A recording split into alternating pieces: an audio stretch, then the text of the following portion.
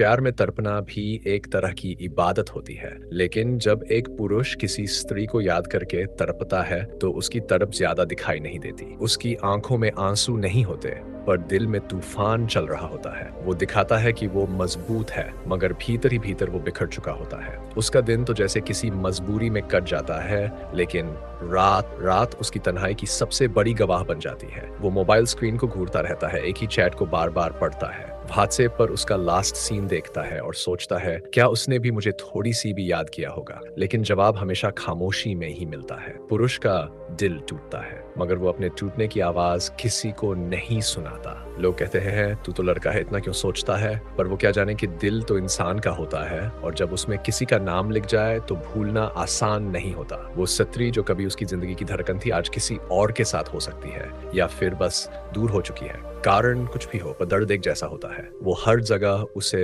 तलाशता है, अपने ख्वाबों में, यादों में, गानों में, उन जगहों में जहां कभी दोनों साथ गए थे। वो पुराने मैसेज पढ़कर मुस्कुराता है, फिर खुद ही रो पड़ता है। उसके कमरे में अब भी वो तस्वीर रखी है जो कभी उसने बड़े प्यार से दी थी। उसके लिए अब वो तस्वीर एक आईना बन गई है, जिसमें वो हर रोज खुद को अकेला देखता है। वो लड़का जिसे तुमने छोड़ा शायद अभी तुम्हारे बिना अधूरा है। उसे आज भी तुम्हारी हंसी याद है, तुम्हारी आवाज, तुम्हारा रूठ जाना और फिर उसका तुम्हें मनाना।